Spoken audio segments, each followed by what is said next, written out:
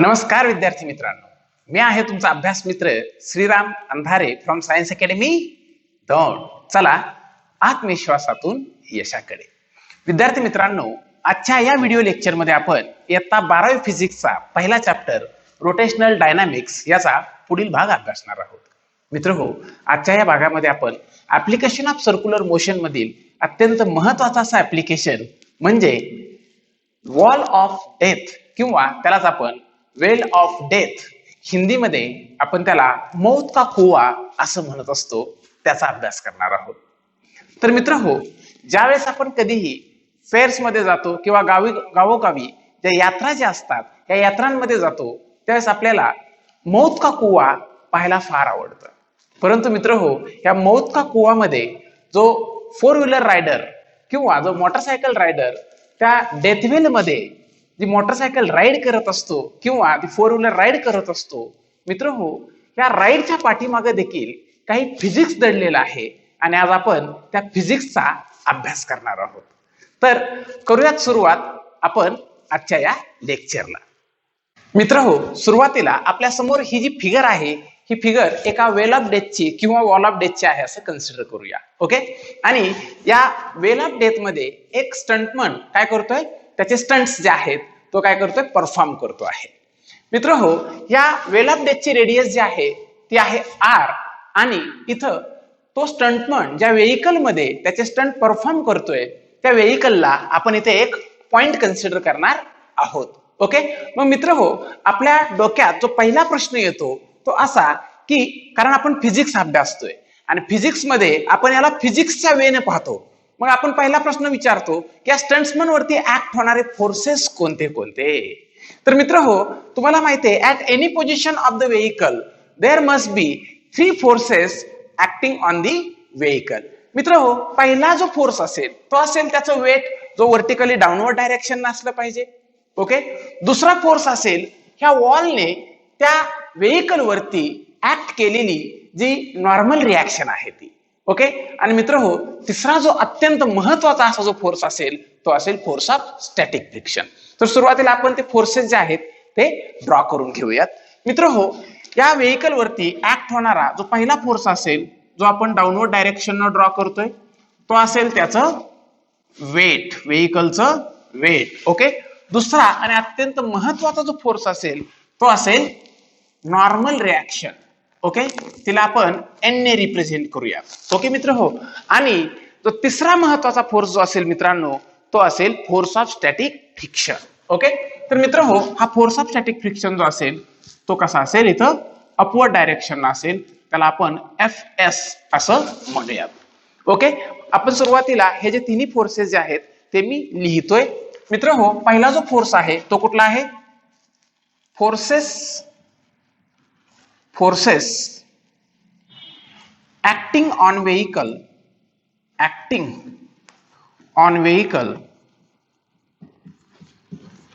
at any position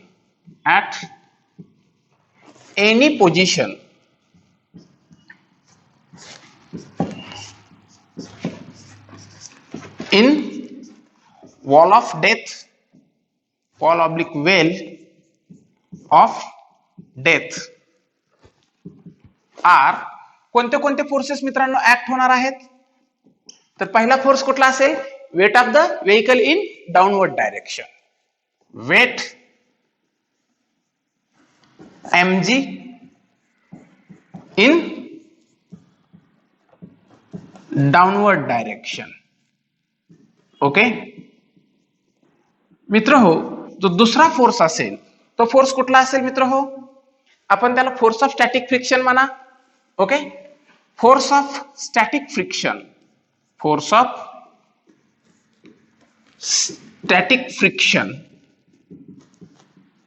okay in upward direction. Okay, in upward direction. ठीक आहे, आणि जो तिसरा जो फोर्स असेल मित्रांनो तो फोर्स असेल normal reaction in horizontal direction. परंतु हे कसा आहे रे, इनवर्ड फोर्स आहे. हा फोर्स कसा आहे, inward. Normal reaction normal reaction जे असेल एन इतकी. Okay, normal reaction N in inward direction, in horizontally inward direction असं म्हणतो मी. In horizontally inward direction. Okay मित्र हो, तर हे जे फोर्सेस जे आहेत हे काय होत आहेत, या व्हेइकल वरती ऍक्ट होत आहेत. ओके, आता आपण काय करूया, याच्या पाठीमागचं फिजिक्स जे आहे ते समजावून घेऊयात. मित्र हो, मला सांगा, इथं हा जो वेट जो आहे हा डाऊनवर्ड डायरेक्शन आहे आणि अपवर्ड डायरेक्शन असणारा आपला फोर्स कुठचा आहे, फोर्स ऑफ स्टॅटिक फ्रिक्शन. म्हणजे इथं वेट जे आहे हे कोणी बॅलन्स केलेलं असेल, force of static friction. Okay, a force of static friction, a force of static friction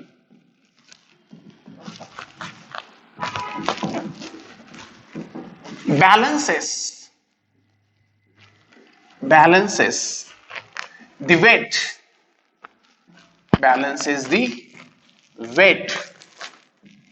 of the vehicle. Okay, मग मित्र हो, मला सांगा आपण काय म्हणू शकतो, मग इथे आपण असं म्हणू शकतो Fs is equals to mg, that is mass into acceleration due to gravity. त्याला बोलूयात आपण इक्वेशन फर्स्ट. ओके मित्र हो, जो दुसरा जो फोर्स आहे तो आहे नॉर्मल रिॲक्शन. मित्र हो, ही नॉर्मल रिॲक्शन इनवर्ड डायरेक्शन आहे. ओके, मग मला सांगा ही नॉर्मल रिॲक्शन जी आहे ही कोणाला बॅलन्स करत असली पाहिजे. अगदी बरोबर आहे, ही नॉर्मल रिॲक्शन काय करत असली पाहिजे मित्रांनो, याच्यावरती ऍक्ट होणारा जो आउटवर्ड फोर्स असेल, जो असेल आपला सेंट्रीफ्युगल फोर्स, आपण त्याला mv²/r असं म्हणूयात. Okay, the normal reaction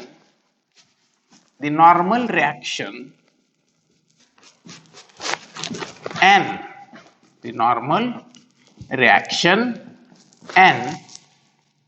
will balance outward centrifugal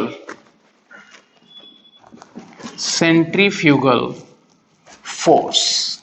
okay, मग मला सांगा मित्रांनो, normal reaction is equals to आपण काय लिहिणार आहोत, therefore n is equals to, तुम्ही mv²/r म्हणा किंवा तुम्हाला हवं असेल तर तुम्ही mr⍵² असं सुद्धा म्हणू शकता. मी त्याला थोडंसं व्यवस्थित लिहितो, mr⍵². ओके मित्र हो, हे आहे आपलं इक्वेशन सेकंड. ओके मित्र हो, मला सांगा फोर्स ऑफ स्टॅटिक फ्रिक्शन याला एक लोअर लिमिट असतं आणि ते लोअर लिमिट जे आहे हे किती असतं, एक तर ते coefficient of static friction into normal reaction इतकं असतं. But the force of static friction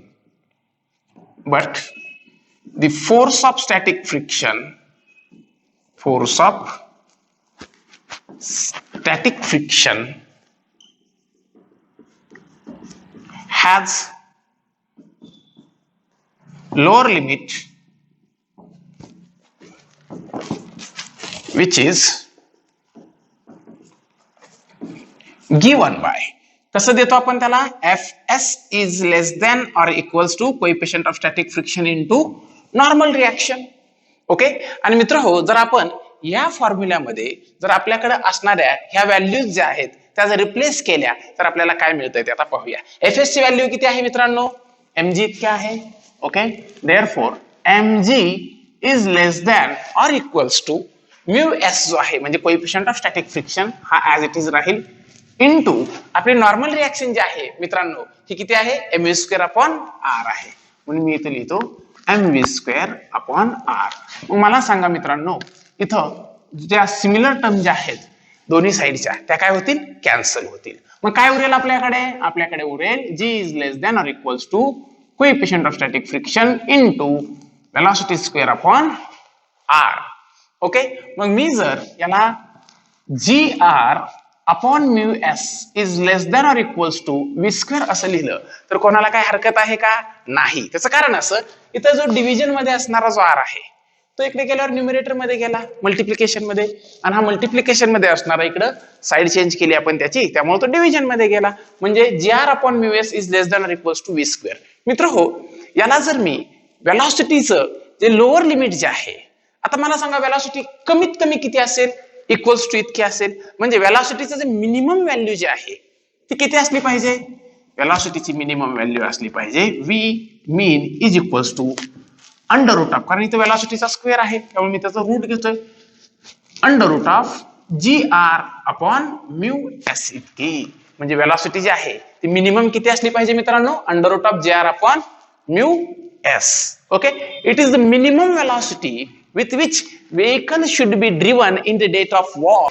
तर मित्र हो, या वेलॉसिटी पेक्षा कमी वेलॉसिटी जर असेल तर ती व्हेइकल डेथ ऑफ वॉल मध्ये सर्क्युलर मोशन परफॉर्म करू शकणार नाही. त्यामुळे कमीत कमी एवढी वेलॉसिटी असली पाहिजे. It is the minimum velocity, it is the minimum velocity with which vehicle should be driven in death of wall, okay. तर मित्र हो, अशा प्रकारे आपण मिनिमम वेलॉसिटी साठीचं एक्सप्रेशन इथं फाइंड आउट केलेलं आहे. मित्रांनो, जर आपण इथं नॉर्मल रिएक्शनची जी व्हॅल्यू आहे mv²/r, यामध्ये जर ही वेलॉसिटीची मिनिमम व्हॅल्यू जर सबस्टिट्यूट केली तर आपल्याला नॉर्मल रिएक्शन ही कमीत कमी किती असली पाहिजे याचा आन्सर मिळू शकतं. मग मित्रांनो, आपल्याला नॉर्मल रिएक्शन कमीत कमी किती पाहिजे असते, तर minimum normal reaction must be equals to mv mean²/r इतकी नॉर्मल रिएक्शन आपल्याला हवी असणार आहे. मग एखादी व्हेइकल जर डेथ ऑफ वॉल मध्ये जर सर्क्युलर मोशन परफॉर्म करणार असेल किंवा स्टंट परफॉर्म करणार असेल तर नॉर्मल रिएक्शन जी आहे ही मिनिमम किती असावी याचाही क्वेश्चन आपल्याला जर एक्झाम मध्ये आला तर आपण त्याच्यासाठी फॉर्म्युला डिराइव्ह करून घेऊयात. आणि तो फॉर्म्युला असा तयार होईल मित्रांनो, therefore n mean is equals to mv² mean/r is equals to m into v² ची व्हॅल्यू जी आहे मित्रांनो मिनिमम ती किती असणार, याचं रूट निघून जाईल आणि gr/μs मिळेल आपल्याला. म्हणजे काय मिळेल, gr/μs divided by r. r काय होईल रे, कॅन्सल होईल. म्हणजे आपल्याला काय मिळेल, mg/mg/μs इतकी मिनिमम नॉर्मल रिएक्शन असली पाहिजे. तर मित्र हो, या नॉर्मल रिएक्शन पेक्षा जर कमी नॉर्मल रिएक्शन असेल तर ती व्हेइकल डेथ ऑफ वॉल मध्ये स्टंट परफॉर्म करू शकणार नाही, तो स्टंट फेल्युअर असेल. ओके.